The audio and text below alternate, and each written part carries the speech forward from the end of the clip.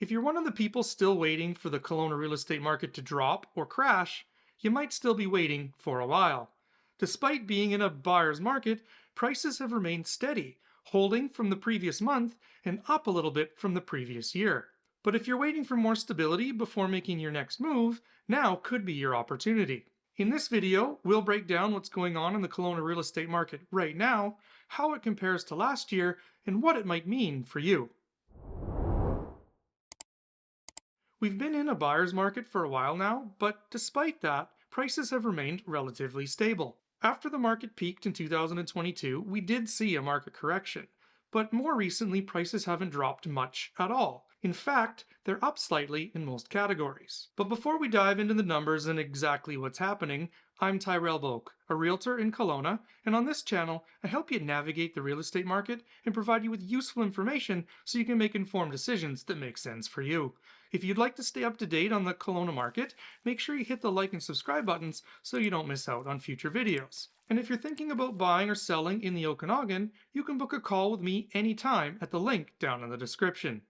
Starting with the number of sales each of the past 2 years, the market has started out slowly as it typically does in the winter, ramps up as we head into the summer, and then has a seasonal decline over the last quarter of the year. As we start 2025, you can see that this year we actually have started the year stronger than we have the last 2 years. The number of homes being sold is up, which indicates that the market is getting busier. When we take a look at residential inventory, you can see that inventory is up 20% year over year, meaning buyers have more choices and there's more things to look at than this same time last year.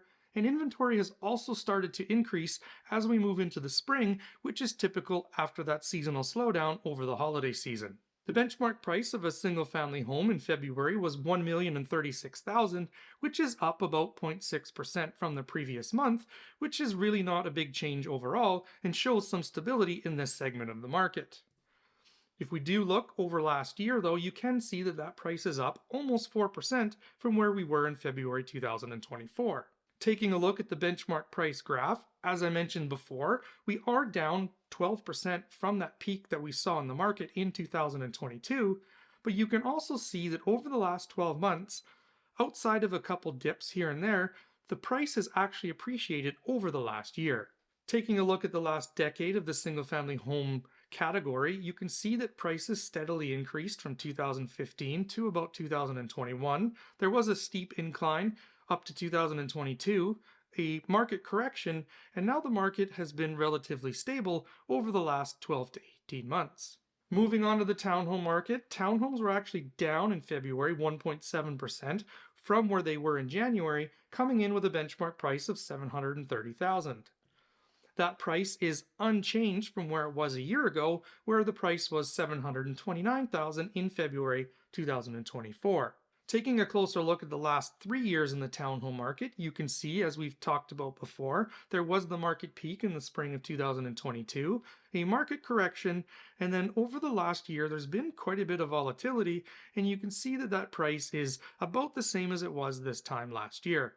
Going out over the last decade with townhomes, just like in single-family homes, the price has gone up. We saw that peak in 2022, and the fluctuations and the growth over the last 2 years has been much less than it was in, say, 2015 to 2020.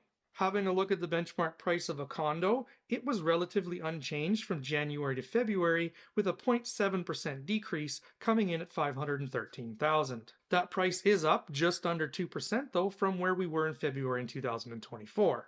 Looking at the last 4 years in the benchmark price of a condo, you can see again there was the peak in 2022, which I think everyone's aware of by this point. A lot of volatility month to month after we saw a correction into the fall of 2022. And last month I wondered if that steep price increase from December to January was the start of a new trend. But prices kind of flattened out since January into February, so I don't think we're necessarily into a trend where condo prices are going to start to take off, especially with the number of homes that are available and the inventory that's available in this part of the market. Going out over the last decade, just like the other two categories, the condo price is up significantly from where it was 10 years ago. The condo market is something we need to keep an eye on. I don't think there's much of a trend that's coming out there yet, but I do want to see what happens in March. Was February just a blip and prices were kind of flat? Are we going to continue going up like we did in January? Or are we going to resume the market correction in condos that we saw in the fall of 2024? There's a lot of inventory in this asset class, and I do think that we're going to see prices soften a little bit more, but we'll have to wait and see what happens there. One other metric that I wanted to add this month is the composite benchmark price. This is a composite of all of the asset classes blended together, and it gives us a general idea of where the market's trending. If we go back over 5 years, the composite price is up about 200,000. We saw that peak in 2022, a correction in the market, but really over the last 12 to 18 months, there's been a lot of stability in this segment of the market. Prices haven't gone up significantly, but they haven't come down significantly either. Moving on to the price ratio, this is the ratio of what the buyer finally pays for a property on average versus what the final listing price was. In February, the price ratio for single-family detached homes is 97%, which is about the same as the month before. In the townhome market, it's up slightly from the previous month to 98%, and in the condo market, it's the same as it was the month before at just under 97%. Taking a look at the months of inventory, which gives us an indication if we're in a buyer's market, a seller's market, or a balanced market, in the single-family detached home market, we have 9.5 months of available inventory. This is about the same as it was the previous month, which means we're still in a buyer's market, which is good news for buyers. Being in a buyer's market means they have lots of choices of what they want to pick from, they have an opportunity to negotiate and get themselves a deal. The same can be said about the townhome market. We have 8.3 months of available inventory, which puts us in a buyer's market. That's down slightly from the previous month and something that we can keep an eye on if it continues into March. And in the condo market, we have come down from 9.9 months of available inventory to 8.9 months of available inventory. That's still a buyer's market.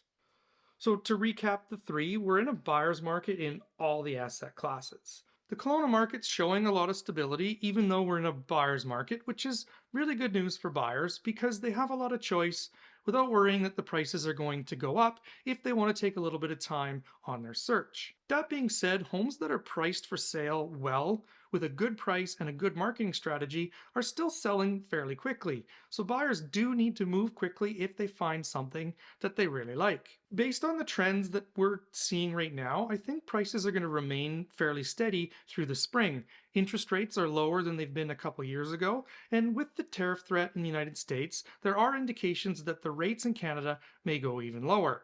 This could bring more buyers into the market, but we're not close enough to even a balanced market yet where we need to be worried about moving into a seller's market as more buyers come in. Even if more buyers hit the market, we will move from that buyer's market closer to a balanced market where there still isn't a lot of pressure on prices to go up.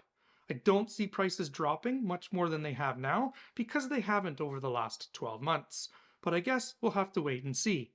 Let me know what you think down in the comments down below. And if you'd like to take a look at what's going on in the Canadian real estate market, check out this video right here. Thanks for watching. We'll see you next time.